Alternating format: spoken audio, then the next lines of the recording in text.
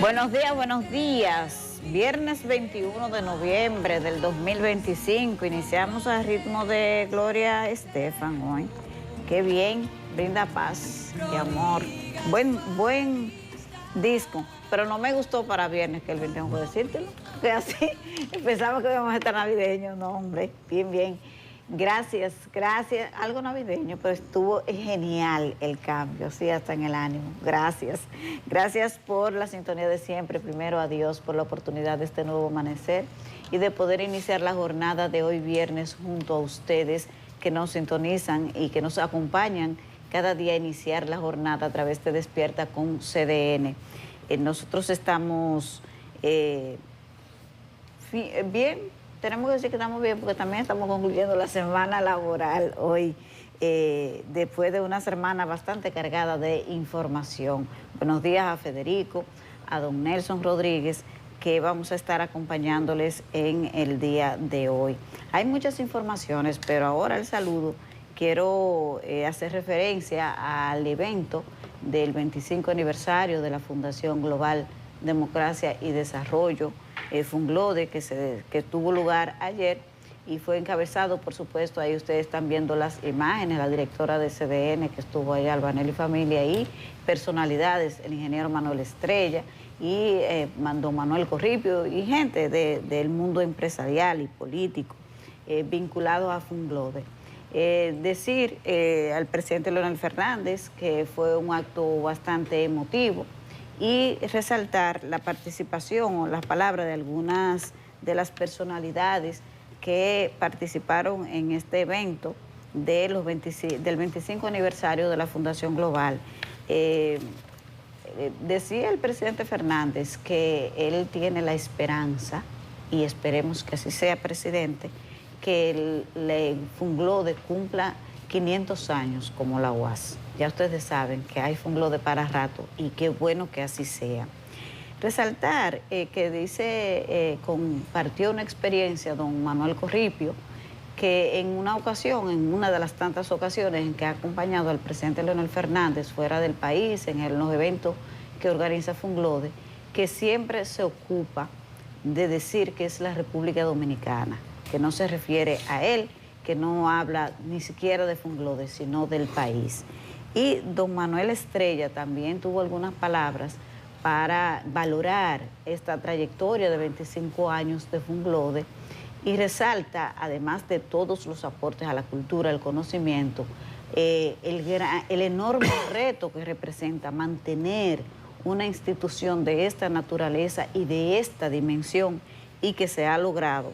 Así que gracias a la visión del presidente Leonel Fernández, que tuvo la idea de crear una institución única en la República Dominicana y que además coloca al país en el prestigio internacional y nos da respeto.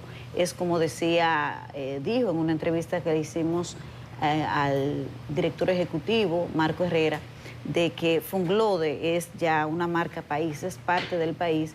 Y eso es lo que decía don Manuel Corripio, que de eso se ocupa el presidente Fernández cuando sale fuera. No habla de Funglode, habla de la República Dominicana. Así que fue un evento bastante emotivo, largo, sí, porque contar 25 años de una institución con características únicas en el país como Funglode, pues le tomó bastante espacio a los productores de este evento, pero todo muy bien, así que además de felicitar al presidente Leonel Fernández y los principales ejecutivos de Funglode, agradecer porque haya tenido la idea de que el país cuente con una institución de esta naturaleza, de este calibre. Así que felicidades y gracias otra vez. Buenos días, nosotros vamos a estar tratando los temas de la agenda nacional aquí más adelante, así que lo voy a dejar ahí por ahora, pero sigue el reperpero con el tema de la sentencia sobre la Policía Nacional y las Fuerzas Armadas, y con el Consejo Nacional de la Magistratura ya concluyó las entrevistas a los postulantes a jueces, y a final de este mes dicen que van a dar a conocer quiénes serán los escogidos para ser jueces de la Suprema Corte de Justicia y del Tribunal Superior Electoral. Buenos días, Federico. Buenos días, Yanesi. Buenos días, Nelson. Buenos días, amigos que nos sintonizan, que nos escuchan. Hoy, viernes 21 de noviembre. 21 de noviembre, hoy es viernes. Empezamos en el mundo de producción de CDN, empezamos con una canción navideña. Yo quisiera saber quién va a llamar un colmado escuchando eso, pero bueno, si así es, no hay problema. La damos como buena y válida, la canción navideña, pero hay conjunto Quiqueya, hay Johnny Ventura, sí, hay muchos otros, hay una playa de artistas. Así que tomen nota ya, bajo protesta, desde luego que sí. Los que no están protestando son en Brasil. En Brasil el presidente Donald Trump firmó ayer una orden con carácter retroactivo al 13. Parece que hay algunos contenedores que van camino a Estados Unidos que tienen que tener eso resuelto, quitándole algunos de los aranceles que puso en julio, recordemos, en ocasión de su respuesta o rechazo a lo que él entendía que era una persecución política desde el punto de vista judicial contra el expresidente Jair Bolsonaro. Puso aranceles de 40%, 50% a muchos productos y específicamente en el día de ayer quitó aranceles a productos que son sensibles a la canasta básica de los Estados Unidos y por ende a la estabilidad política y al buen sentirse de sus ciudadanos, como la carne, la soja, la ternera, entre otros, que casualmente son muchos de los bienes que los brasileños exportan en demasía. En Brasilia celebraron, y qué bueno, no de la perspectiva de quién gana o quién pierde, sino de garantizar sobre todo que el beneficio final que se persigue con el libre comercio, que es que los consumidores tengan acceso a productos de alta calidad a buenos precios, se mantenga. En España pasará bajo el radar, como todo lo que pasa en el gobierno de Sánchez, pero en España el Tribunal Supremo le cantó 2 años al fiscal general, lo que vendría siendo el procurador general de la República, fiscal general Andrés Martínez, por el delito de revelación de secretos. Es decir, que en un sumario que ellos estaban instruyendo, donde estaba vinculado el presidente la pareja de la presidenta de la Comunidad de Madrid, Ayuso, el señor Alberto González Amador, por revelar algunos secretos, él fue condenado. Tendrá que pagar una multa, tendrá que pagar una indemnización y está inhabilitado por 2 años a cualquier función pública. Tomen nota de eso. Como tomamos nota también, Yanesi, de ese comentario que has hecho sobre la actividad de Funglode desde el día de ayer. Una actividad muy hermosa, muy íntima desde la perspectiva de la vida de esa institución académica, de esa institución de pensamiento global, de ese laboratorio de ideas.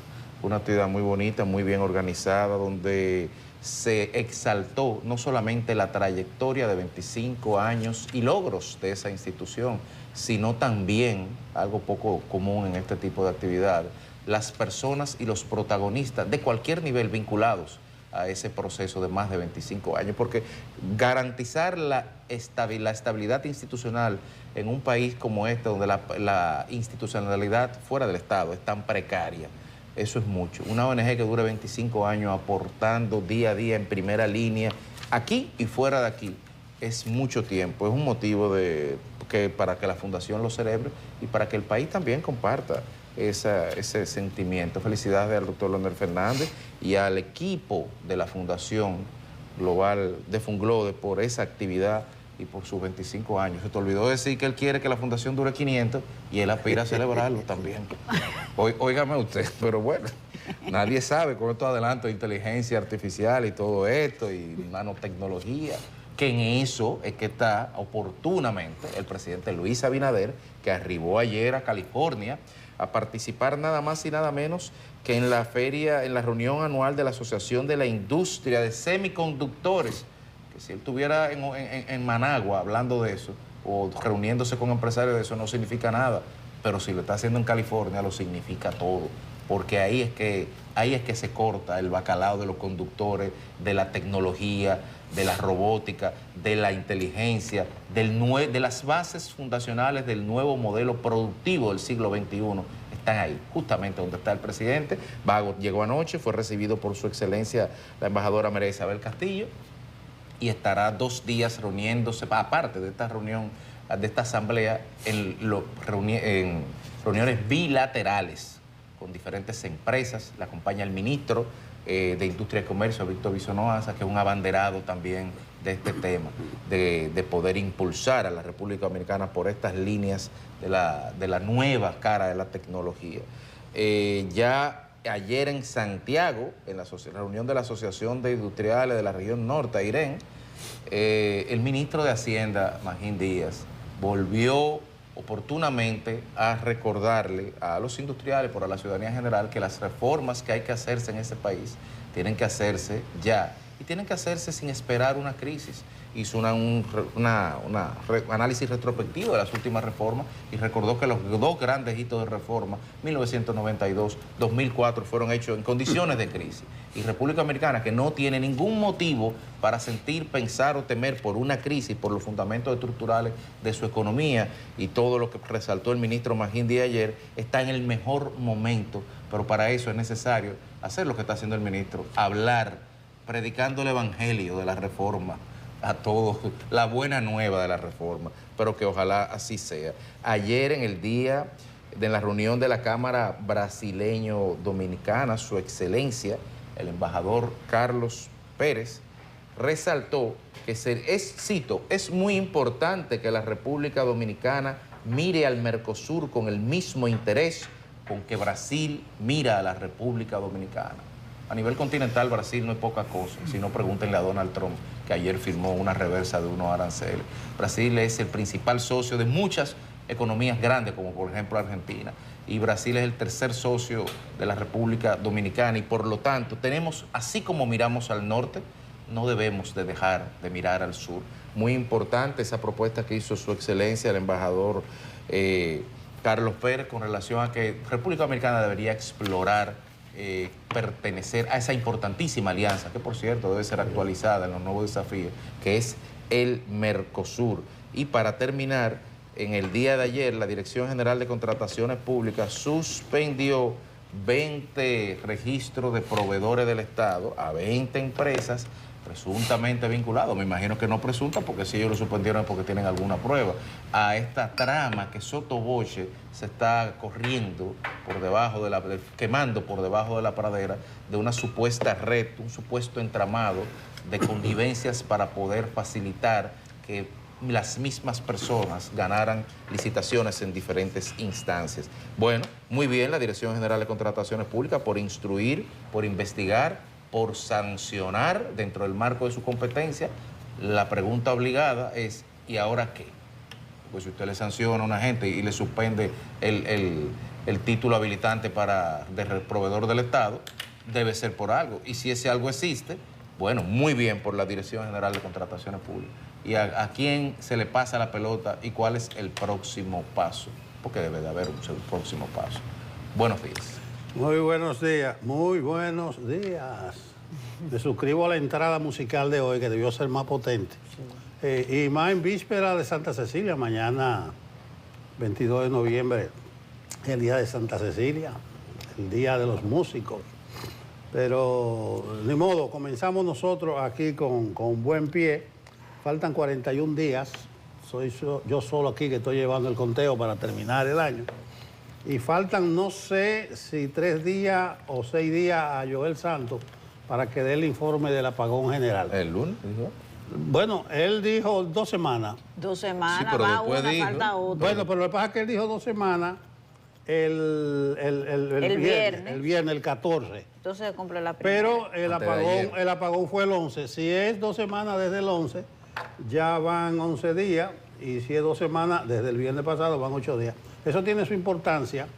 No entiendo por qué él dijo que iba a un 65% de avance el viernes pasado, pero la gente está pendiente para que no se olvide, además de que él prometió de que hay importantes hallazgos y que van a haber también importantes anuncios en lo que respecta al sistema eléctrico, que por cierto, yo estuve también, al igual que ustedes, anoche en el evento de los 25 años de Funglode, y el presidente Fernández dice que el tema eléctrico es uno de los fundamentales, que debe estar en la preocupación de Funglode, el tema eléctrico. También mencionó el transporte. Él puso de ejemplo que le llevó 1 hora llegar desde Funglode a el hotel en la Winston Churchill, que se celebró, Sí. el Hotel Continental. No sé si el presidente Fernández sabe de apagones. Nosotros sí sabemos de apagones. Mira un ejemplo personal que no vale aquí. El evento de Adoespo, sí, que yo asistí, que reconocieron al Caribe. Un hijo mío que estaba en Costa Rica salió para Panamá como escala para volver aquí, en el mismo momento que yo salí del canal de la de Filló con Lincoln para el Hotel Embajador. No. Y él llegó primero a Panamá, de Costa Rica a Panamá, que yo desde el Caribe al Hotel Embajador. Ay, Dios mío. Pero una cosa... Ay. Eso es muy gráfico. Claro, es un viaje de 1 hora y algo, pero a mí me llevó casi 2 horas. Ustedes se imaginan el combustible que se quema, usted metido en esos tapones. Eso no se ha calculado aquí, pero no me disperso por esos lados.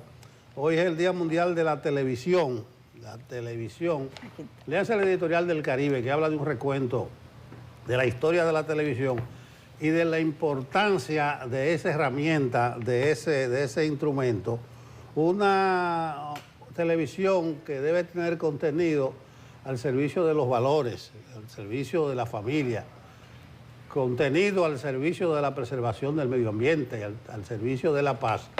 Eso no es la televisión de hoy en día, pero usted tiene a su mano lo que le llaman el control, mucha gente dice el mando, para usted cambiarlo y se va para otro canal y buscar buena televisión, bueno contenido, que es como muela de garza, porque usted sabe que esto se mueve con la publicidad.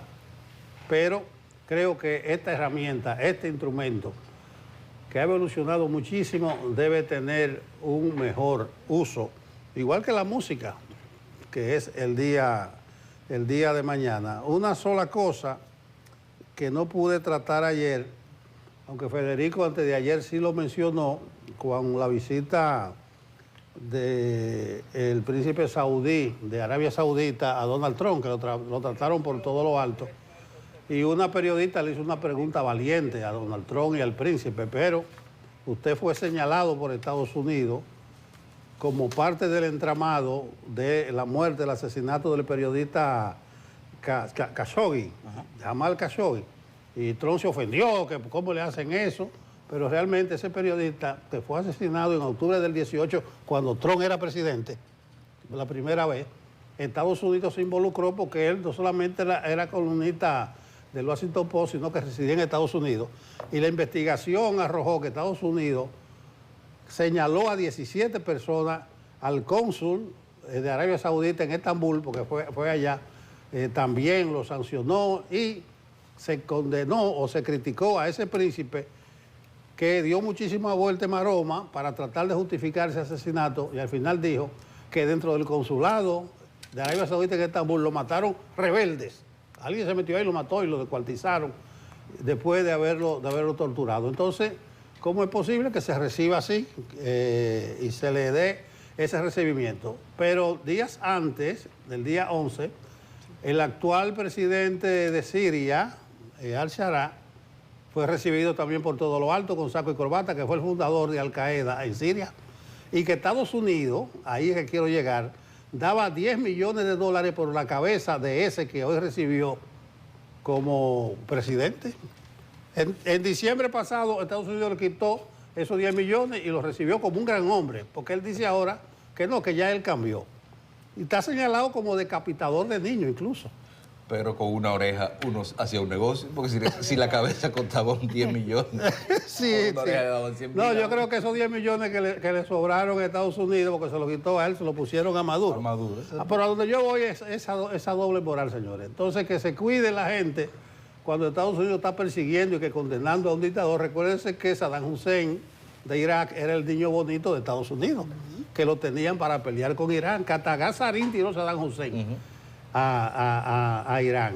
Y mire dónde quedó como el malo de la película Saddam Hussein. Por eso es que yo no creo mucho, ni le sigo mucho el discurso esto, y que dictadores y todo ese tipo de cosas.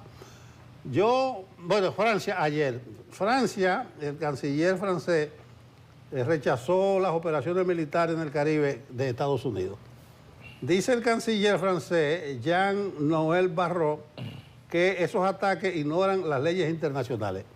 Decíamos al principio de semana que Reino Unido se salió de ahí. Le digo a Estados Unidos, no le vamos a prestar nuestra inteligencia. Eso lo ha condenado Rusia y China también. Entonces, Francia, Reino Unido, Rusia y China son 4 de los 5 miembros del Consejo de Seguridad de las Naciones Unidas que se oponen a eso. Pero yo digo, no es tan fácil el asunto. Pero esperemos a ver que amanecerá y veremos, como se dice, el lunes dice, no, el 24, así el lunes, dice Marco Rubio que van a declarar organización terrorista el Cartel de los Soles, pero resulta que ese Cartel de los Soles, todo el mundo dice, ¿dónde que opera y dónde que está? La gente dice, eso fue en los 90, una vaina que se inventaron la CIA, pero yo estuve revisando y miren los 7 países que han reconocido al Cartel de los Soles como organización terrorista, que yo creo que de los 7 solamente un país es República Dominicana. Mire, República Dominicana, Estados Unidos, ojo, Argentina, agarrar por los osos por Milei, con 40.000 millones de dólares que le están prestando para salir a camino. Paraguay, un gobierno de derecha, el Partido Colorado que está en el poder, el de Stroessner, ustedes se acuerdan. Ecuador, vimos que lo que es Noboa. Perú, eso no vale como país. Siri, que sí, no vale, Perú no vale. Un hombre que tiene una semana ahí. Ya está peleando con el vice. Sí. Eso no. Y Guyana, que esa sí tiene razón, porque es vecina, está ahí, Guyana, con Venezuela y el Esequibo. Entonces, ¿de qué ustedes me están hablando? Pero el fondo del comentario, y me excusa si me extendí demasiado, pero hoy es viernes, yo no sé el formato de ustedes, yo soy un invitado de lujo hoy. La doble moral para criticar y condenar a una gente y después recibirlo con paño y manteles como el gran amigo, como el gran aliado. Buenos días. Bueno, ya es el momento de conocer lo que traen las portadas del Caribe y CDN con nuestra compañera Raiza Álvarez.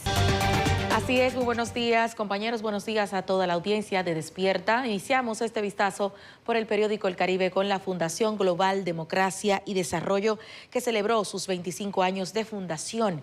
Leonel Fernández, presidente de Funglode, destacó el rol que ha desempeñado la institución desde su creación. En otra nota, el obispo coadjutor dice que el fallo del Tribunal Constitucional distrae y obstaculiza el plan de reforma policial. También tenemos declaraciones del ministro de Hacienda, Magín Díaz, que pide que se evite el pesimismo económico. Y cerramos en Estados Unidos, donde la tasa de desempleo sube a 4.4% en el mes de septiembre, mientras que la economía creó 119.000 empleos.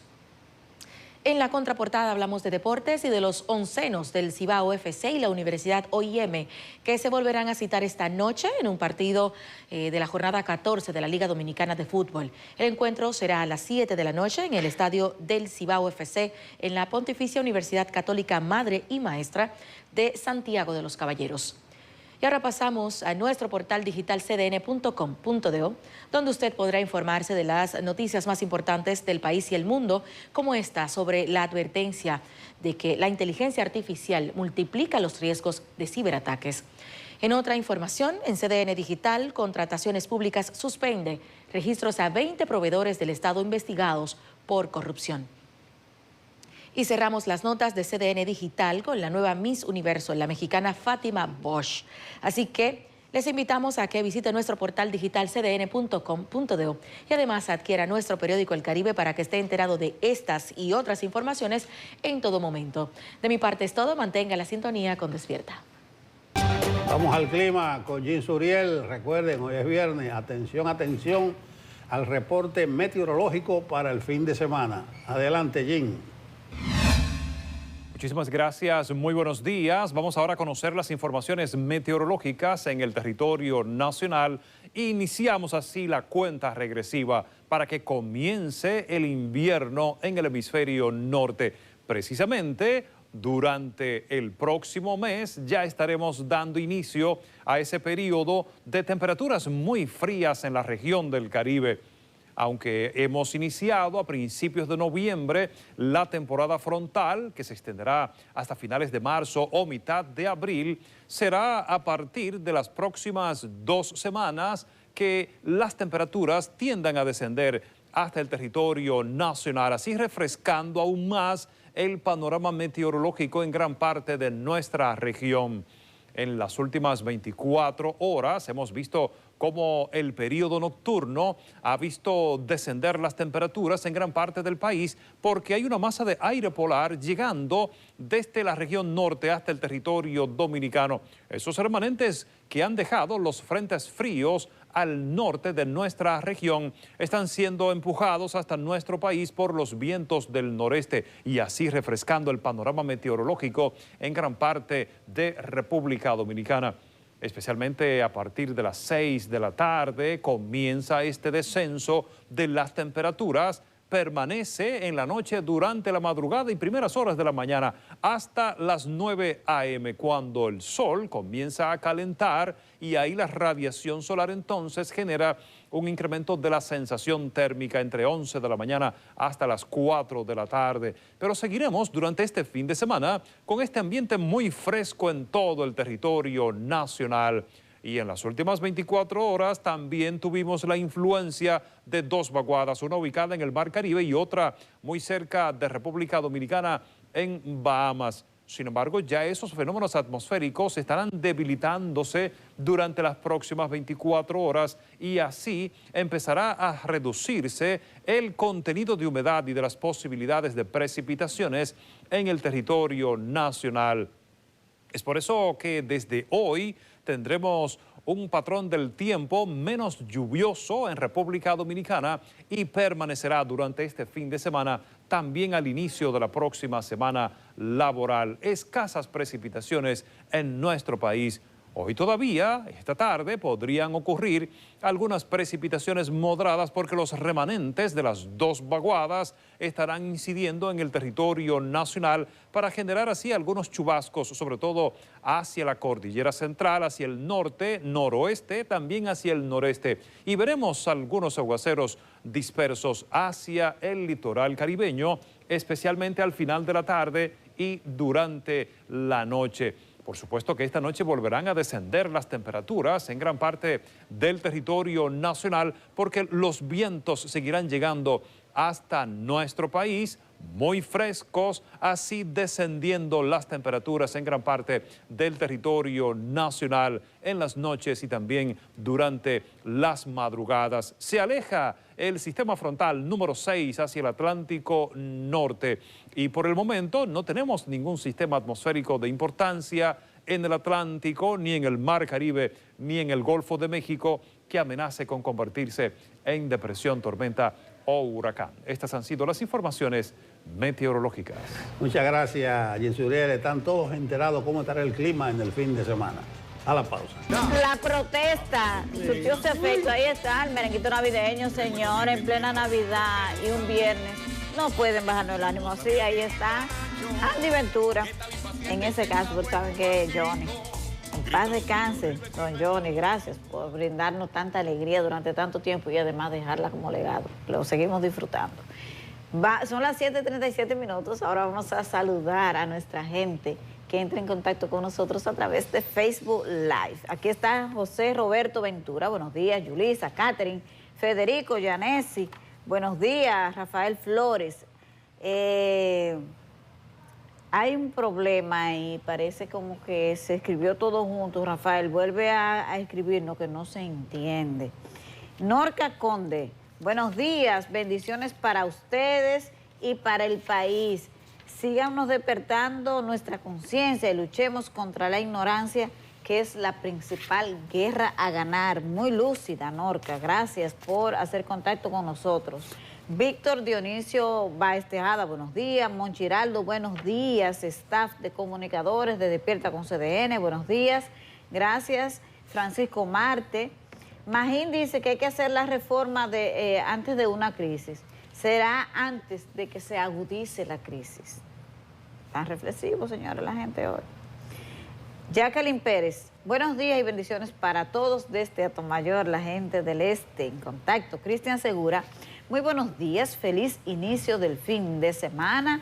Que visiten Santiago y no me den mala fama, que Santiago se puede caminar y andar en la calle desde la Villa Olímpica. Ay, qué bien, una de las mejores, de los grandes regalos que le puede hacer el Estado, el gobierno a sus ciudadanos que lo eligen, ¿verdad?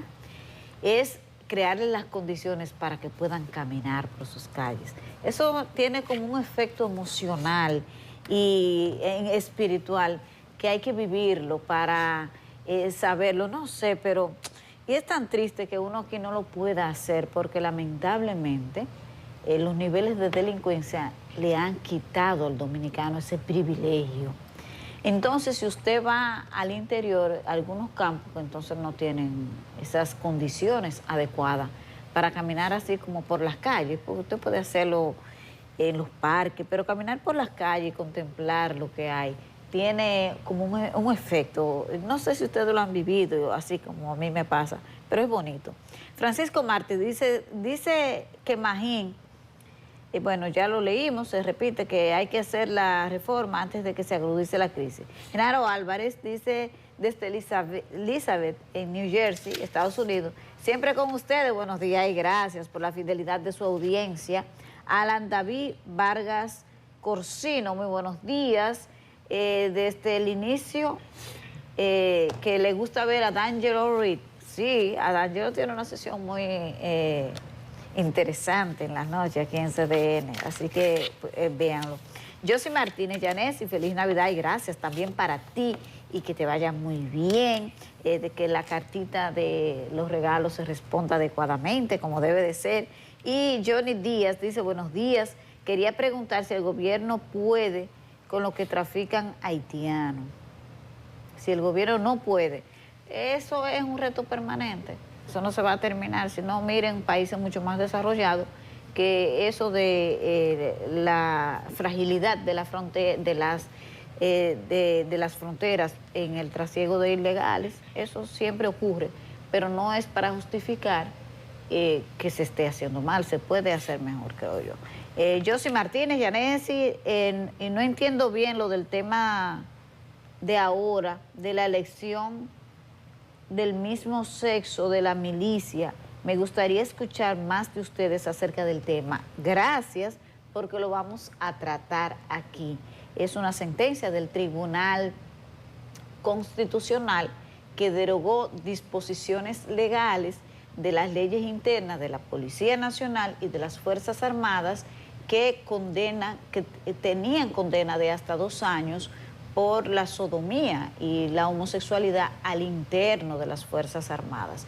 Eso ha sido derogado en un momento que para algunos ha parecido extraño, pero sobre la dimensión de este debate lo vamos a tener más adelante, así que Josy Martínez, mantente ahí en contacto con nosotros porque tenemos una historia sobre eso y los detalles, los juristas lo que dicen, pero también desde la perspectiva política y de lo que es moral para la República Dominicana. Así que gracias a todos los que nos han comentado hoy en Facebook Live. Es momento de ir directamente con las noticias.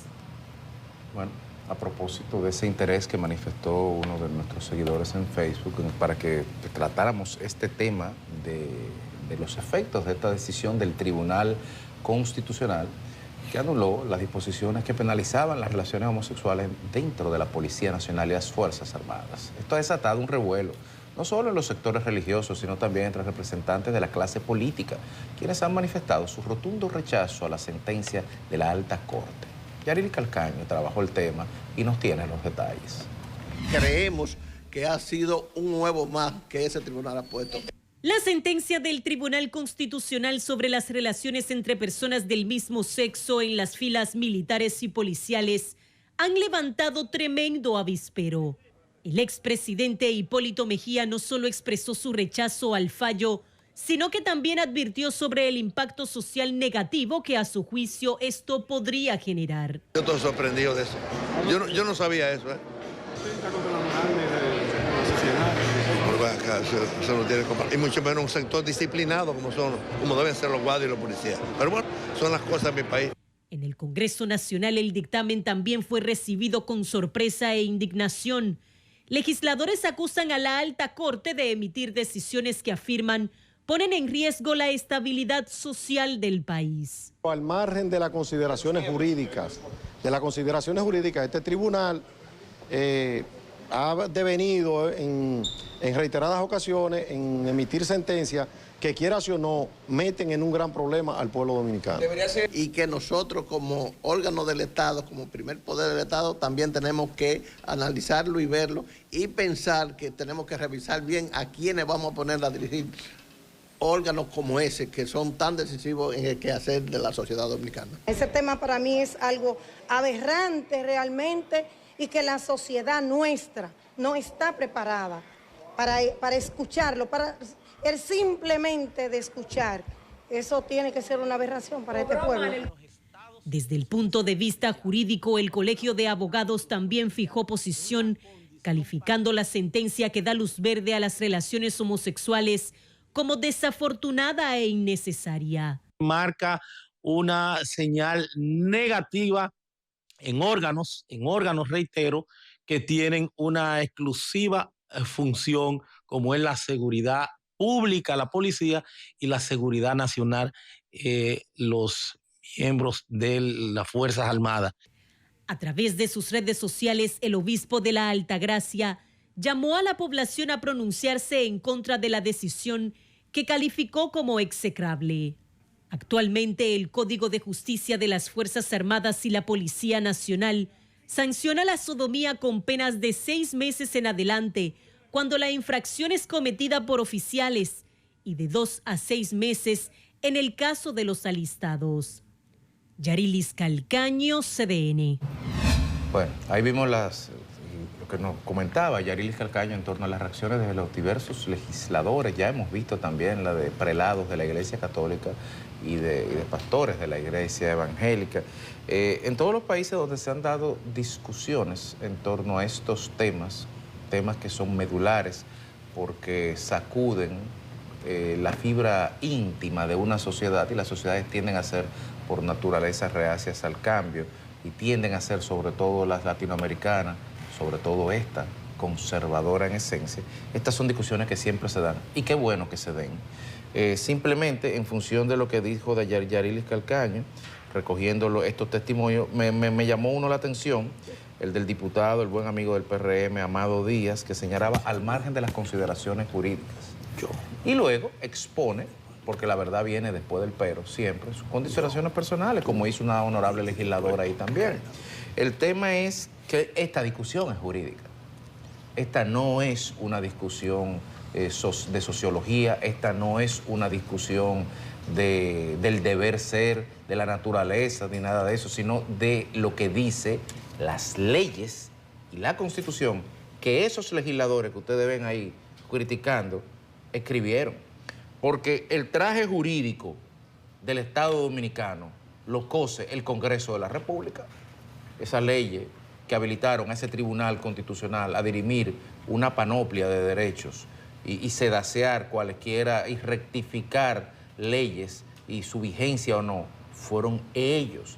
Entonces, la gran discusión es del marco de derechos que se está dando aquí. No del ser, sino del deber ser. Aquí hay una realidad sociológica, aquí hay una realidad histórica, aquí hay una realidad que está ahí, latente. Usted sale y se la pregunta a la gente y usted lo ve a ellos como a los legisladores en tanto ciudadanos también que lo son, expresando lo que creen como individuos, a los que tienen todo el derecho y se les respeta. El tema es que el marco jurídico desborda esto. Y la discusión, si se quiere, carece de sentido, porque el Tribunal Constitucional ya fijó eso y tiene autoridad de la cosa irrevocablemente juzgada. Si tanta urticaria levantan este tipo de discusiones, que esta es la primera que se está dando en este tema, y en torno a este tema y otros temas así calientes se seguirán dando otras discusiones, pues entonces aprovechen que tienen hipermayoría mecánica y cambien lo que se tenga que cambiar. Pero no se quejen de que las cosas ocurren porque ocurren con el mismo marco jurídico que ustedes aprobaron, básicamente. Bueno, yo voy a seguir estudiando el tema. Son 140 páginas la sentencia. Ayer no la habíamos leído completa y simplemente hemos leído la parte más polémica y de debate, que fue la intervención que yo hice ayer. Y mientras tanto, yo sí de entrada creo en parte de la esencia de los dos votos disidentes de las dos magistradas, y es que carecía de objeto atender ese recurso que se elevó ante el Tribunal Constitucional, porque yo sí creo que legislaciones posteriores ya han dejado sin vigencia aquellas leyes específicas para las Fuerzas Armadas y la Policía que se están reivindicando en este caso. Pero voy a seguir la parte legal, la voy a seguir estudiando a fondo. Ahora, yo sí de entrada, yo agarro no un punto de vista ético, sino de lo que son los valores, las tradiciones de la sociedad dominicana. Yo soy de lo que creo que las relaciones son entre un hombre y una mujer. Yo creo eso. Y creo que hay factores familiares y culturales que no van a permitir que salgan muchas voces a defender esa sentencia que ya está dictada. Creo que la discusión pudo haber sido un poco más amplia. El Tribunal Constitucional dijo que consultó a la Procuraduría y estuvo de acuerdo, que consultó a las cámaras legislativas, el Senado opinó favorablemente, o la parte jurídica, los diputados no opinaron, que 7 organizaciones, dice la sentencia, de la sociedad civil, también intervinieron en el debate. En sentido general, yo creo que carece de objeto y se presta, por ejemplo, el obispo coadjutor, así que se llama, ¿verdad? El que es el jefe ahora de la iglesia aquí, hace una serie de consideraciones y menciona el caso Wally Buster, que un matrimonio, ¿cómo se llama? Que hizo no me acuerdo el término. Ofició un matrimonio, una cosa. Él condena eso, pero dice junto a Castro Marte, el obispo de Higüey, un saludo para él, mi amigo Castro Marte, que se tratan de introducir aquí valores y criterios en la sociedad que poco a poco pueden ir carcomiendo el tejido social. Lo dejo de ese tamaño con una entrada de que creo que eso carecía de objeto. Creo que inteligentemente el Tribunal Constitucional debió dejar ese tema sobre la mesa. Solamente agregar a todo lo que ustedes han dicho. Lo primero es que este hecho le ha devuelto la vista a la iglesia, la voz y el oído, porque estaba sorda, ciega y muda. La iglesia salió a defender, se ha hecho sentir y eso ya vamos ganando. En esto, esta es la misión de la iglesia, en esos valores es que cree la iglesia y es normal que se pronuncie sobre esos temas. Lo que no es normal es que se quede callada, que haga silencio frente a eso. Lo segundo es que yo creo que nos estafaron con el Tribunal Constitucional, la integración. Cuando se escogieron los jueces que actualmente conforman el Tribunal Constitucional, en diferentes etapas, cuando se cerró eso, se nos dijo, ay, que eligieron un tribunal conservador, que ese era un tribunal conservador, que se impuso la iglesia, incluso a la vicepresidenta la mencionaron, que ella, porque la vicepresidenta es de la iglesia y cree en los valores tradicionales, los valores cristianos, una promotora de la identidad, de lo que caracteriza al pueblo dominicano en ese sentido, y se nos vendió esa idea. Pero en los hechos, el Tribunal Constitucional está muy distante de ahí. Y en sus sentencias lo que está evidenciando es que muchos grupos que se rodearon, que sustentaron el proyecto político de lo que es el Partido Revolucionario Moderno, que tienen una agenda distinta a la de la iglesia, finalmente están imponiendo lo que ellos creen. Miren por qué les digo esto, porque ese tribunal el pasado año emitió una sentencia que afecta el sistema de partidos políticos. De hecho, la sentencia salió más o menos para esta época también. Y esos grupos tienen un discurso antipartidos, no antipolíticos, no, antipartidos. Y ya se sabe lo que esa sentencia provocó y cómo todo el mundo la ha criticado, y el tribunal fue más allá incluso. Le dijo a los legisladores cómo es que tienen que redactar el tema de las candidaturas independientes. Cuando don Milton Ray Guevara, la voz más autorizada para hablar aquí en el país del derecho constitucional, de lo que es constitucionalmente hablando, entonces dice que esa sentencia es totalmente contraria a lo que establece la Constitución con relación a los partidos políticos. Y ahora se despachan con esta sentencia que va en contra de los valores cristianos, en contra de la identidad. Y aunque es un tema de derecho, como decía Monseñor Morel Diplán, hay un tema moral, la ley no es seca, no es dura. Aquí hay un tema de identidad, del impacto que tiene esto sobre lo que representa los valores cristianos que tiene la República Dominicana. Y ellos hacen referencia a una serie de temas que se han impuesto de la homosexualidad, con la boda gay del ex embajador, la boda de la señora, que a mí no me gusta mencionar, la Toquilla, y le dan una gran promoción aquí, que fue y se casó en Las Vegas con una mujer. Entonces usted ve que hay, y lo van introduciendo poco a poco. Eso es lo que hay que leer, el trasfondo de esa sentencia. Y yo me pregunto, ¿y cuál era la necesidad que tenía el Tribunal Constitucional de pronunciarse sobre eso? Aquí había un tema al interno de las Fuerzas Armadas y de la policía, había una demanda. Hay muchos miembros, agentes de la policía o de los militares, se fueron de las filas de las Fuerzas Armadas porque estaban exigiendo que se les reconociera este derecho. ¿Eso pasó? No. Aquí no había una situación. ¿Cuál es la necesidad del Tribunal Constitucional de instalar ese tema? Yo me pregunto. Entonces, ese tribunal hay que vigilarlo, porque la verdad es que se está comportando distinto a lo que nos habían vendido. Bueno, en otro orden, el expresidente Danilo Medina advirtió a los nuevos secretarios del partido que fueron juramentados el día de ayer, jueves, y a la militancia en general, que el PLD está enfrentando dos partidos de oposición, por lo que dijo deben mantenerse firmes, no bajar la guardia y seguir luchando hasta llegar al poder. Wilson Mejía nos tiene los detalles. Danilo Medina, quien encabezó el acto de juramentación de los nuevos dirigentes, aseguró que el PLD está listo para salir a la batalla y volver a conquistar el poder, por lo que muchos de sus adversarios se sorprenderán. Porque este es el momento en que más el partido necesita de sus hombres y sus mujeres. Han querido destruir la organización. Yo digo que no han aplicado la operación tijera, porque son dos partidos que quieren destruir al Partido de la Liberación Dominicana. Pero hemos resistido y aquí estamos. Y estamos compitiendo ya por el primer lugar.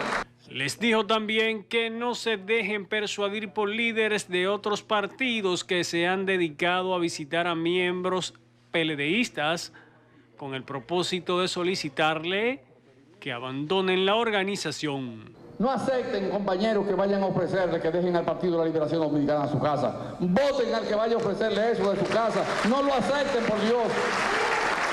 En otro orden, Danilo Medina instó a los nuevos titulares de secretarías a hacer honor al cargo que hoy asumen y cumplir con responsabilidad del trabajo que amerita la posición. Está claro que no son las masas las que ganan elecciones. Son los cuadros cuando tienen calidad, cuando tienen vocación, cuando tienen convicción, cuando tienen entrega, cuando creen en la causa que están defendiendo. Y yo sé que todos ustedes creen en esta causa porque han resistido la embestida que ha habido aquí en los últimos años para destruir el Partido de la Liberación Dominicana. Hoy el partido está listo para el poder, para la competencia, solo nos falta el jinete. Y lo vamos a escoger. Con la juramentación de hoy, los subsecretarios y subsecretarias completan las diferentes comisiones y secretarías de la organización, las que se definen como órganos de trabajo. Wilson Mejía, CDN. Bueno, ahí vimos ese evento, ese acto de ayer del Partido de la Liberación Dominicana, encabezado por el presidente Danilo Medina. En la historia que acabamos de ver, hay algo que el PLD no resaltó en el comunicado, pero que los muchachos lo captaron. Y es lo que dice el PLD, el presidente Medina, de que el PLD tiene dos opositores. Es una posición políticamente incómoda, porque en la estrategia militar siempre se dice, tú no puedes pelear contra dos al mismo tiempo. Y esa es la desventaja de estar en el tercer lugar. Eso te desconcentra las fuerzas. Pero el presidente Danilo Medina dijo algo ahí, que solamente le falta el jinete. Y es verdad, solo le falta la candidatura presidencial. El PLD se ha organizado, el PLD tiene obra de gobierno, el PLD es una formidable estructura política como no la tiene ningún partido político en el país. Su liderazgo local se mantiene, lo demostró en las pasadas elecciones, quedó en segundo lugar en el nivel municipal, eso hay que decirlo. En el nivel congresual no le fue bien, pero su gente está ahí. Si el Partido de la Liberación Dominicana logra una candidatura presidencial que unifique, que no le genere más ruido, y con esa determinación que ustedes ven al presidente Danilo Medina, un político de éxito y que sabe cómo se gana, cómo se construye éxito electoral. Repito y digo, no estoy diciendo con esto que el PLD va a ganar, porque algunos amigos se nos dicen, usted está loca, como tú dices eso. No subestimen al PLD, es un error. A Danilo Medina lo que le falta es un candidato presidencial. Porque Danilo Medina es un político que se la sabe toda. Y él sabe lo que tiene que hacer para ganar. Así que no lo subestimen. Mire, brevemente, sobre esa actividad de ayer, lo voy a dejar nada más a nivel de titulares. Me llamó la atención una actividad un jueves en la noche, masiva. Ellos dicen que estaban juramentando 500 subsecretarios y subsecretarias. Yo no sé si ahí había 500 gente, pero eso es lo de menos.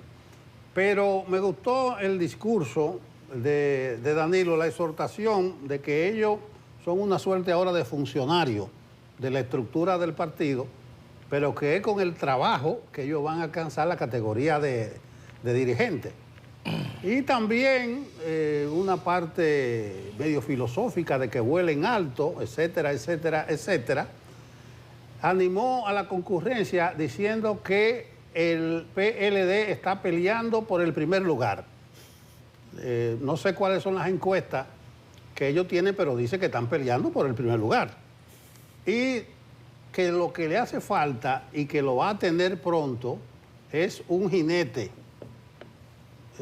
No sé a qué vino esa figura, pero le hace falta el jinete, o sea, el conductor. Pero que se cuide Danilo porque están los del Apocalipsis, recuerdan que eran 4. Sí. No vaya a ser que el jinete sea uno. Por estar pensando en jinete salió lo del penco. La guerra, la peste, el hambre, me falta otro. Y la muerte. Y la muerte. Los 4 jinetes del Apocalipsis y Danilo quiere un jinete. Pero ni modo, dijo que cuando se le ponga la gorra a ese jinete, ellos van para la calle. Pero ni modo.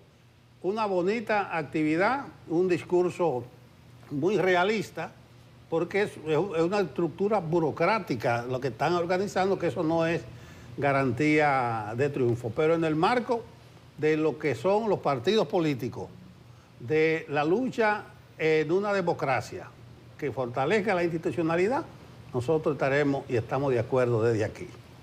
¿Vamos a la pausa? Sí. Nos vamos a la pausa entonces. Buenos días de nuevo. Una sesión, un segmento muy esperado los viernes. José Miguel Gómez, psiquiatra, escritor, está con nosotros. Ustedes saben ya la dinámica. En unos momentos ustedes pueden hacer sus llamadas. Él hoy va a hacer algunas miradas a la violencia de género.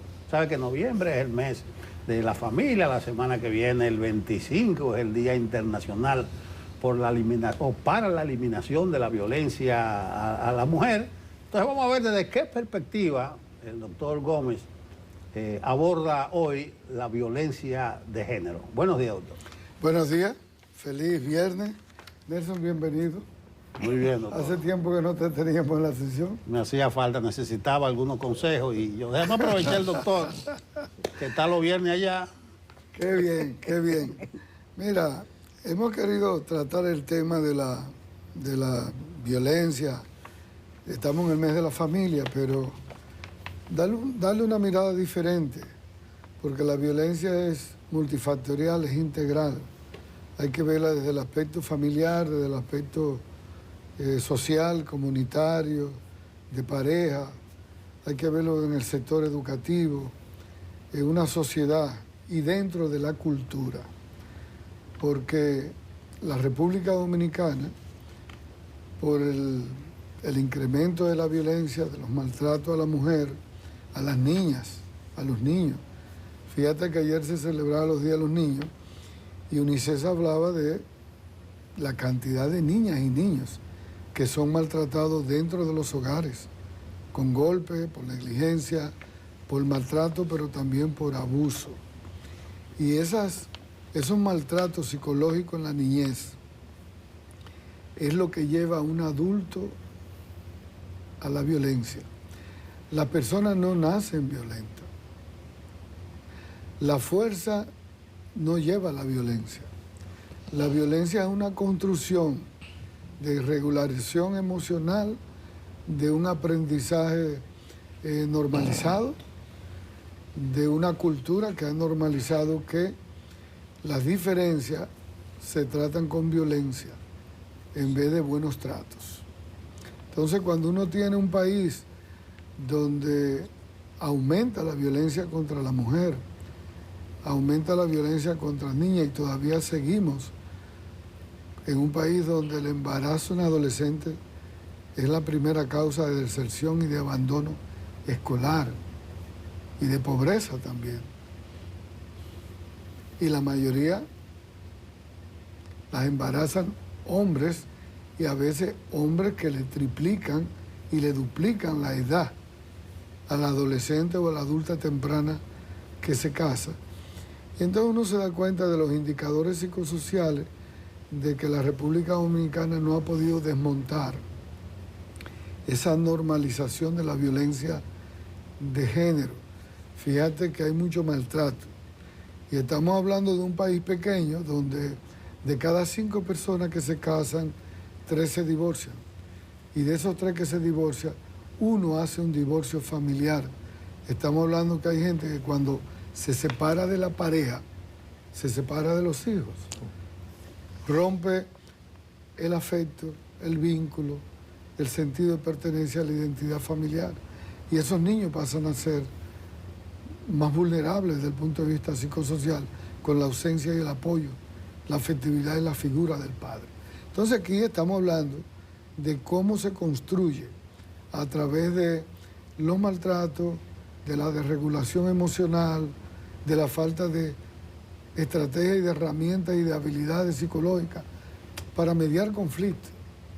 Esta cultura de maltrato establece un perfil de el maltratador de género. Hay un perfil y es importante que hablemos de eso para que las mujeres aprendan a reconocer cuando estoy dentro de una relación de alto riesgo, para prevenirla, para diagnosticarla a tiempo, para salir de ella a tiempo. Es de eso que queremos hablar hoy. Doctor, como es el mes de la familia y usted venía reflexionando en su introducción sobre la separación, los divorcios, cómo después resulta en un divorcio familiar, no solamente de pareja. Casi el 40% de los hogares dominicanos son monoparentales y de eso el 95% dirigidos solo por mujeres. ¿Qué incidencia eso tiene en el tema de género, de la violencia? ¿Cuáles son las vulnerabilidades de ese tipo de hogar? Ese tipo de familia matrifocal monoparental es un hogar evidentemente mucho más estresado. No quiere decir que sea patologizado ni que es disfuncional. Una familia monoparental puede ser una familia sana, puede ser una familia funcional. pero es una familia que tiene más estrés, porque es una mujer que tiene que dirigir y administrar un hogar, tiene que trabajar fuera de ese hogar, tiene que supervisar a esos niños, tiene que vigilar tareas, salud, educación, fiscalización, apoyo emocional. Entonces, es una madre y son unos hijos que tienen más estrés psicosocial. Entonces, esa familia puede ser más vulnerable. El poder hacer la dinámica familiar en torno del afecto, de los cuidados, del seguimiento, de la protección, todo eso tiene que ver. Por eso se le pide a los hombres en República Dominicana que cuando se separen de sus parejas por algún conflicto, o la mujer se separe de este hombre por algún conflicto, no meta en el medio a los niños y las niñas. Es decir, los niños y las niñas no son los que provocan los rompimientos y las rupturas de los vínculos de sus padres. Doctor. Entonces no pueden involucrarlos en el rompimiento para no hacer ese divorcio familiar. Doctor, le voy a tomar un permisito a los hombres del set, aparte de usted, porque cuando usted hace referencia al estrés que caracteriza un hogar monoparental, especialmente dirigido, porque la mayoría son dirigidos por mujeres, a veces he escuchado algunas damas, mujeres que dicen como que bueno, que prefieren ser madres solteras. Y me gustaría que usted pueda compartir alguna reflexión precisamente por eso, porque a veces la gente, algunas mujeres las he escuchado pensar como que es una gran ventaja o se sienten súper mujeres por eso. Parece una interpretación errónea de esta realidad. Mira, el cerebro es un órgano social, integral. Y los seres humanos, como expresión biopsicosocial, cultural y espiritual, lo que tenemos que tener una actitud es de armonizar las relaciones que tenemos, de favorecer a la integración de una dinámica de pareja que sea sana y que sea funcional. Nadie tiene la pareja ideal, la pareja perfecta, pero se debe aspirar a familias y parejas democráticas, funcionales y sanas. Ahora, cuando una pareja evidentemente no puede manejar diferencias y tiene que irse al divorcio, tiene que gerenciar un divorcio, entonces deben de gerenciarlo de forma sana también. Y cuando una mujer le toca administrar un hogar sola, matrifocal, monoparental, no es verdad que es mejor estar sola y hacerlo sola.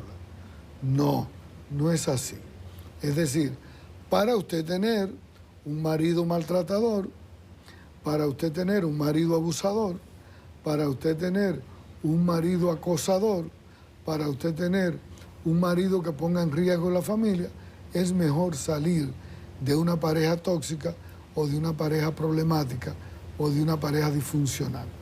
Ahora, no debemos de normalizar el aprendizaje y el modelamiento social de que es mejor construir una familia sola y creerse que esa es una relación normalizada, sana. No, la mujer debe de entender que parte de la formación, del desarrollo integral y sano de los hijos, la figura del padre es importante. La construcción del carácter de un niño o de una niña lo fortalece el padre.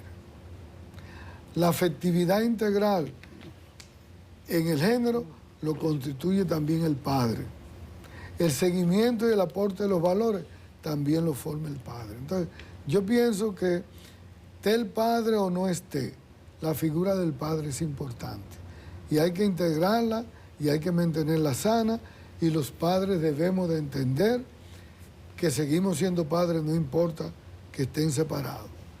Esos niños necesitan fiscalización, apoyo económico, apoyo moral, apoyo social, una figura con sentido de pertenencia, con identidad. Entonces, eso hay que fortalecerlo.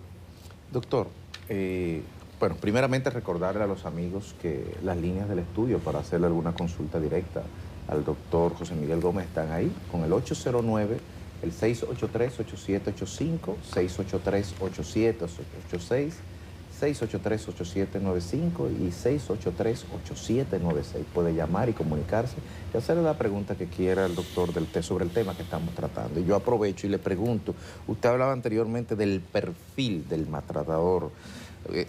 Se dice, y usted me corregirá, que a veces la personalidad de uno, algunos rasgos, son rechazos o reafirmaciones de los valores aprendidos de nuestros padres. Pero en ese caso, independientemente de la aceptación o del rechazo, también se puede construir desde la propia identidad, sin ascendentes, un perfil. ¿Y cómo se va dando ese perfil? Si es por capas, o voy a usar un ejemplo muy crudo, pero las estadísticas lo dicen así: un hombre maltratador maltrata física a la primera, o el maltrato físico es el último eslabón de unos maltratos que empezaron antes. Es una escalonada. Y el maltratador, como dije ahorita, no nació. Hay una construcción psicoemocional, psicológica, cultural y social, donde ese aprendizaje y esa crianza, donde hubo humillaciones, vergüenza, maltrato, abuso, abandono, desapego o un apego ambivalente, va dejando huellas somáticas en el cerebro de ese maltratador. Y lo que es neutral, sus amígdalas lo ve como una amenaza. Y lo que es una diferencia, lo percibe como un acoso y una confrontación. Entonces el maltratador, es importante que las parejas escuchen esto y puedan darse cuenta cuál es ese perfil de esa pregunta importante que tú acabas de hacer. El maltratador no se le mete el diablo, como dice la gente del pueblo, el día que comete el feminicidio o el día que comete la brutalidad de golpear a una pareja. No, él viene dando señales. Y esas señales empiezan por una desregulación emocional, unos celos descontrolados. Yo te celo de manera patológica porque yo te quiero. Yo quiero controlarte el celular, los amigos y la familia porque yo te quiero. Yo quiero impedirte que tú te desarrolles porque yo te quiero cuidar para mí, para que tú no te expongas. Y por eso no quiero que trabajes, porque yo te voy a mantener. Fíjate que comienza con esos controles, comienza con esas manipulaciones, comienza a desmontarte todos los vínculos primarios. Te pelea con la mamá, te pone a pelear con el padre, te desvincula de los hermanos, de las amigas, de los compañeros de trabajo y te va aislando. ¿Y para qué hace el maltratador eso? Para tenerte bien como víctima, tener control sobre ti. Luego comienzan las amenazas, luego comienzan las manipulaciones, luego comienza el castigo emocional. No te habla, no te toca, no te mira, se pone apático, te desprecia, porque tú no haces lo que él hace o lo que él dice. Y de ahí en adelante es que luego viene la agresividad, la violencia. Que es verbal primero. Primero psicológica, después una violencia emocional, después sexual, y luego vaya a la violencia física. Y de ahí puede pasar a la violencia financiera. Entonces, es una escalada. Entonces, una pareja que empiece a darse cuenta de ese rosario de agresividad debe de parar, debe de aprender a poner límites. Aprendan a poner límites cuando usted tiene una pareja que comienza con maltratos psicológicos o emocionales o financieros o físicos. Ponga inmediatamente límites. No crea que el que ama tiene que sufrir y padecer. No empieza que el amor y el aprendizaje con golpe. Que el que te quiere mucho es el que te controla y te cela y te golpea y te controla. Eso no es posible. Esos roles negativos es lo que hacen daño dentro de las relaciones de pareja. Le escuché bien al principio, doctor, usted fue a lo esencial, comenzó con la adolescencia, las adultas ya temprano, es parte del origen de esto. Pero yo veo ahí que pueden jugar un rol importante las políticas públicas para ayudar a esa persona. Ahora bien, habló usted del perfil, también estoy de acuerdo. Yo quisiera que usted me ayude a entender cómo salir de la relación tóxica, porque usted dice, es mejor salir de una pareja tóxica, pero hay algunos elementos de la vida real. Él es el proveedor, a veces está muy ligado también a la condición de la pobreza de la pareja. En esa situación de aislar a la mamá, a los hermanos, a los amigos, ¿quién puede ayudar a entender que se debe salir de esa pareja? Porque puede ser prácticamente está prisionera en este caso. Me ayudaste a construir ahora, escuchándote, Nelson. Así como hablas del perfil del maltratador, hay un perfil de la víctima. Antes de entrar a la explicación, tenemos una primera llamada.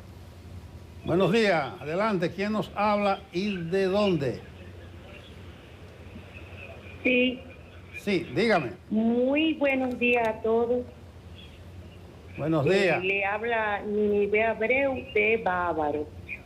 Bueno, mi pregunta es al psicólogo, porque desde niña yo veía a mi mamá, como tuvo 2 hijos varones, que le decía, no se deje, y presencié cuando mi mamá decía, si tú no te defiendes, yo te voy a golpear. Yo vi eso. Y veía cuando dejaba que se enfrentaran, déjalo que se den golpes, desde niña vi eso. Yo odio esas actitudes y comportamientos. Veo que hay madres que cuando crían sus hijos, tengan pareja o no tengan pareja, se le crea eso a los niños y a las mujeres también, a las niñas, no se deje. Y yo creo que por ahí viene la mala crianza de que entonces, como no se dejan, si no pueden, no le enseñan a defenderse verbalmente, sino físicamente, por eso vemos los abusos. Yo me acuerdo que mi hermano después, somos 5, mi hermano mayor murió siendo violento, o sea, a él no se le podía hablar mal, mi mamá se le salió de control y nunca pudo con él. Yo pienso también que aunque sean las madres casadas o no casadas, y tienen esa actitud, porque a veces los que tienen conocimientos intelectuales, le dice también a los hijos, no se dejen, defiéndanse. Y yo he visto como desde niña, en lo personal, cómo esa forma de enseñar, porque no le enseñan a defenderse verbalmente. Entonces he vivido con pareja, también he vivido porque entonces yo fui creada viendo eso, como que soporto un poco la violencia, pero yo me dije a mí no puedo, porque lamentablemente hay padres y madres que crían con ese pensamiento, y quería dejarlo con esa discusión, porque yo pienso que la educación piensa en la familia. Los padres que crían hacia los hijos y después son violentos con sus propios padres y también entonces afuera con sus empleados, con sus jefes, no respetan a nadie. Bueno, que les deseo un feliz día y gracias por su hermoso programa, los felicito a todos. Muchas gracias por su comentario. Es muy atinado, importante porque usted ha dicho 2 cosas. Una cosa es la crianza positiva, que nos enseña desde niñez a regular emociones, nos enseña a poner límite, a decir no al maltrato, nos enseña a reconocer quiénes nos están maltratando. Los niños aprenden a tener relaciones a través de la cultura del trátame bien. Entonces un niño que aprende a regular sus emociones, a ser disciplinado, a ser afectivo, a tener límite, a decir que no, a expresar sus emociones, a expresar sus diferencias sin violencia, es un niño más democrático, que tiene un desarrollo integral y tiene un nivel de tolerancia a la convivencia. Y eso le ayuda a ser mejor ser humano. Estábamos hablando ahorita con Nelson en el panel sobre el perfil de las víctimas, porque hablamos del perfil del maltratador. Pero es importante que las mujeres y los hombres escuchen esto sobre cuándo tú te das cuenta que tú estás entrando en perfil de víctima. La víctima tiene un perfil. Y el perfil de la víctima va en este orden. Es una persona que tiene un aprendizaje cultural de unos roles que la llevan a ser sumisa, pasiva, tolerante y estar en una relación donde ella se siente anulada. Anulada es que no participa, anulada es que no habla, anulada es que no tiene equidad, equilibrio y eficacia dentro de su propia relación, que no la toman en cuenta, que no es consultada, que no tiene derecho a saber cuál es el ingreso de su pareja, que no hay presupuesto familiar. Entonces, ese es un indicador de victimización. El otro es cuando usted tiene una autoestima muy baja. Y usted a través de esa autoestima baja, de ese sentido de inutilidad, de esa pobre identidad psicosocial y esos roles aprendidos en esa crianza sumisa, usted cree que es normal que usted tenga que aceptar los maltratos psicológicos, emocionales, porque las mujeres nacieron para ser así. Entonces, esta cultura machista de la patrifocalidad refuerza mucho esa autoestima baja en la víctima.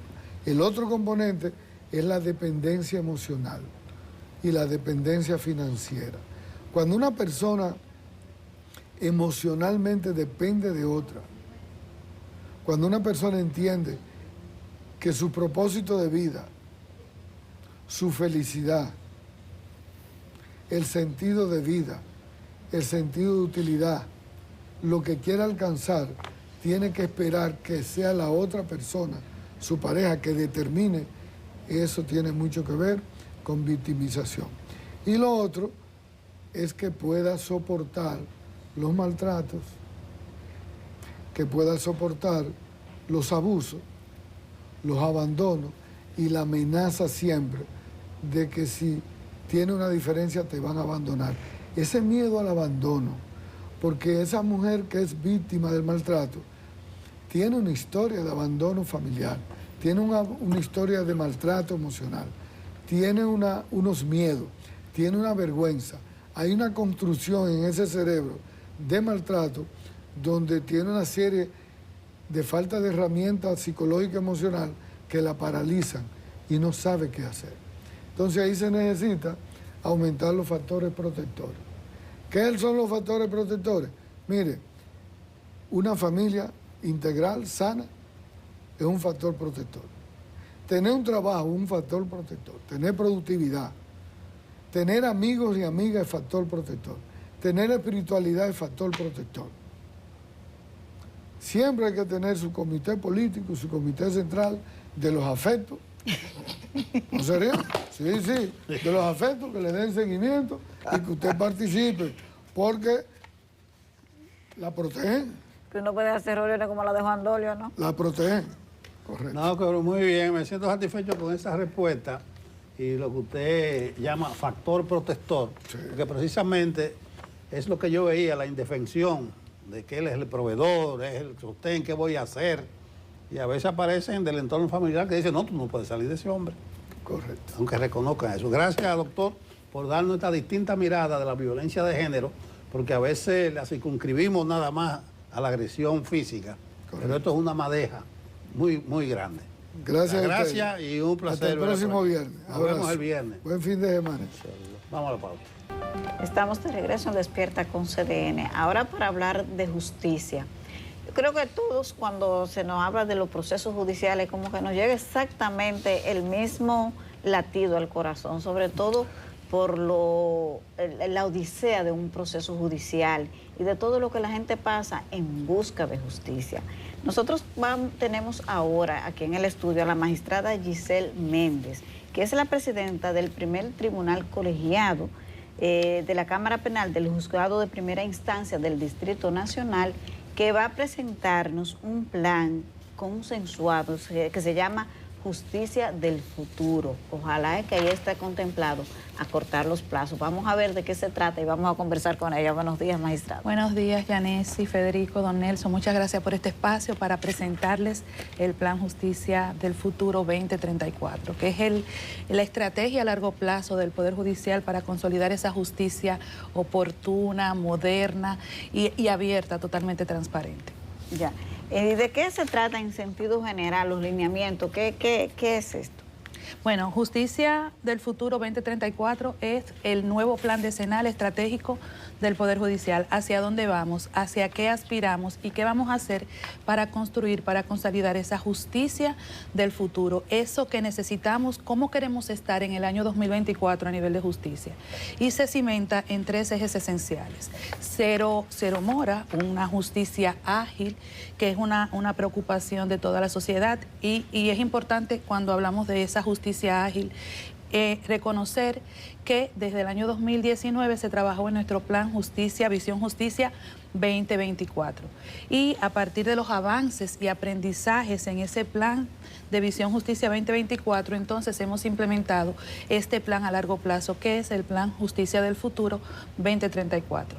Visión Justicia 2024 nos permitió grandes conquistas, reducir la mora histórica en el país. Para el año pasado, al final del plan Visión Justicia 2024, se redujo en un 73% de los tribunales están al día. Y logramos digitalizar, incorporar las nuevas tecnologías, haciendo la justicia más pronta y oportuna. Este plan fue presentado el miércoles, yo estuve viendo porque fue transmitido ampliamente. Me llamó la atención del magistrado Luis Henry, que decía que no se estaba imponiendo una visión, o sea, que lo que se había convocado a una conversación, un diálogo, y él hablaba que existe como una suerte de mapa de acción. Esto contempla distintos pasos, distintos procesos. Sí, ciertamente. Lo primero y lo más importante y destacable de este plan Justicia del Futuro es que es un plan de todos, un plan creado no por el Poder Judicial de forma unilateral, sino un plan creado por toda la comunidad. En este plan intervinieron más de 3.000 actores nacionales, jueces, juezas, servidores judiciales, el sector público, el empresariado, los representantes de la sociedad civil, las academias, los abogados, Ministerio Público, Defensa Pública. Y todos en conjunto, en 210 mesas de trabajo, logramos concretar ese plan. Mesas donde se sentaban el juez, el fiscal, el representante de la comunidad, el presidente de la Junta de Vecinos, el presidente de la empresa privada, y ahí se conversaba. Y todo inicia cuando nos hacíamos la pregunta, ¿qué necesitamos de la justicia? ¿Y qué justicia nosotros concebimos en el 2034? Así nace este plan, que es un esfuerzo colaborativo y participativo de toda la República Dominicana. Magistrada, en tanto poder del Estado, el judicial se ha dotado de su hoja de ruta por los próximos 10 años, este plan decenal, pero al margen de lo sustantivo, de lo programático, del mapa de acciones planificado, tiene que haber un componente financiero, me imagino, que soporte el despliegue y la implementación de todo lo que está aquí en este documento. Y eso no le corresponde al Poder Judicial, de autoabrogarse los presupuestos, sino una atribución del Poder Legislativo y del Poder Ejecutivo. Entonces, ¿dónde está, digamos, la línea que garantizaría, cuál es el compromiso de los otros poderes del Estado para poder garantizar la implementación de esta importante hoja de ruta?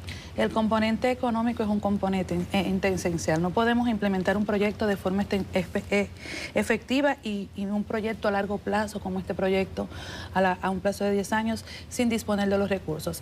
Es importante igual destacar que el Poder Judicial ha realizado y ha evidenciado una administración eficiente del presupuesto del que ha dispuesto, y la evidencia es los resultados positivos que obtuvimos con ese presupuesto reducido respecto del Plan Visión Justicia 2024. Para que este proyecto se materialice, tenemos que poner en marcha 96 iniciativas específicas.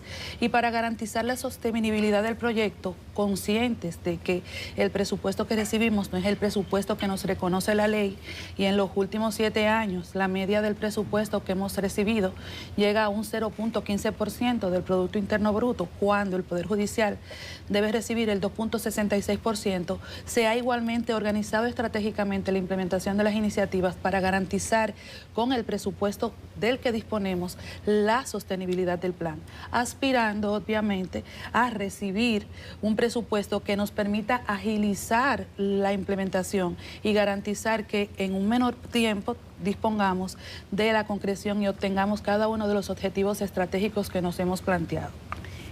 Magistrada, usted habla que dentro de los planes hacer que la justicia sea más ágil y quisiera preguntarle, ¿es realista ese anhelo colectivo de que los procesos judiciales sean como corto, flash? Eso en términos reales es posible porque la justicia precisamente se trata de garantizar los derechos de los involucrados y a veces necesita tiempo para eso. Pero, ¿qué tan realista es eso? Es totalmente realista. Y la prueba de que es realista es los grandes avances que hemos obtenido al día de hoy. Reitero, y ponemos por ejemplo a la Suprema Corte de Justicia, que al inicio del Plan Visión Justicia 2024 tenía expedientes pendientes de fallos de la década de los 80, del año 1982. Al día de hoy la Suprema Corte de Justicia está en un 80% al día sin mora.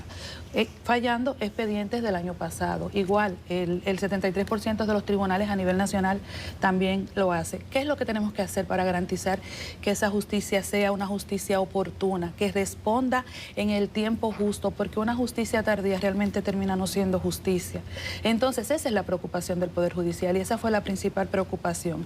Y para hacerlo tenemos que incorporar las nuevas tecnologías, establecer las infraestructuras y los mecanismos adecuados. La tecnología es un insumo importantísimo para nosotros poder eficientizar y agilizar los procesos internos. Debemos reconocer que se debe fortalecer la aplicación de los métodos de resolución alterna de los conflictos. Todo no se debe resolver en sede judicial y el Poder Judicial ha trabajado arduamente obteniendo que en este momento el 40% de los procesos se resuelvan a través de acuerdos, conciliaciones, ha establecido oficinas de mediación donde pueden acceder los ciudadanos y eso le permite al usuario una respuesta más pronta, más oportuna y una solución más efectiva de su caso, igual en sede penal. En ninguna jurisdicción, en ningún país, existe capacidad de respuesta para la totalidad de los conflictos que se generan. El proceso penal ha sido implementado para que las partes resuelvan y se autogestionen el proceso con la mediación de los tribunales a través de las salidas alternativas de los acuerdos.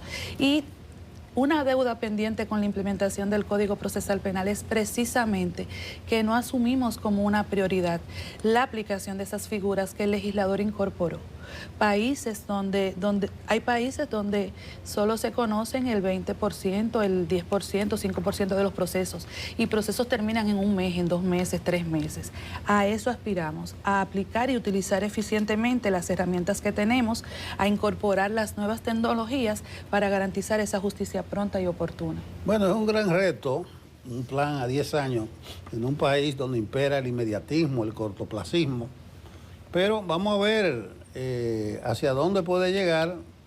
Escuché cuando estaban presentando el plan que no es un asunto solo de meta, ni tampoco de recursos. Hay un plan decenal, el de educación, que tenía hasta los recursos. Y a los 10 años lo que se planteó fue hacer un nuevo plan.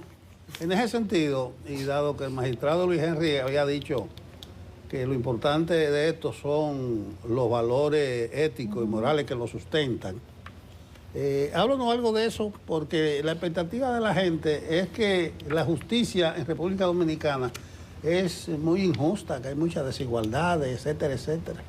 Sí, realmente es una percepción que existe, una percepción con la que estamos trabajando y uno de los ejes fundamentales de este plan es incluso el 100% de acceso y la transparencia para consolidar esa confianza. Si bien hemos tenido conquistas, hemos aumentado a un 40% de acuerdo con el Latino Barómetro al 2024, la percepción de confianza en la justicia en el 2019 era solo un 21%. Es importante reconocer que todavía el 60% de la sociedad no confía plenamente en la justicia y hacia eso vamos, hacia abrir la justicia y hacia mostrar lo que hacemos, fortaleciendo la transparencia. Hemos establecido observatorios, tenemos la Juriteca, donde todo ciudadano, toda persona puede ver lo que está haciendo el Poder Judicial.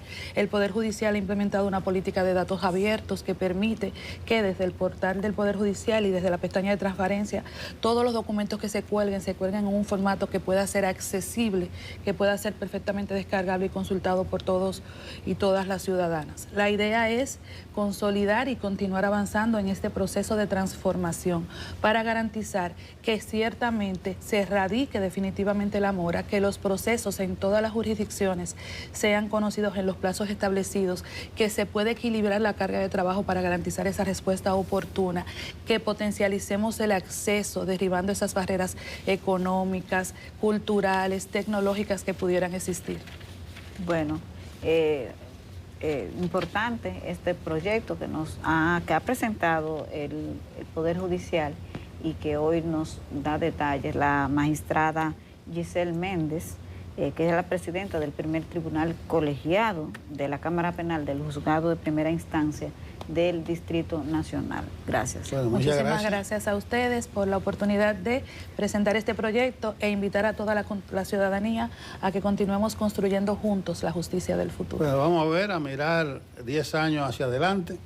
Yo decía de manera elegante el país del inmediatismo y del cortoplacismo, pero yo podía decir populacheramente es un país de lo comido por lo servido.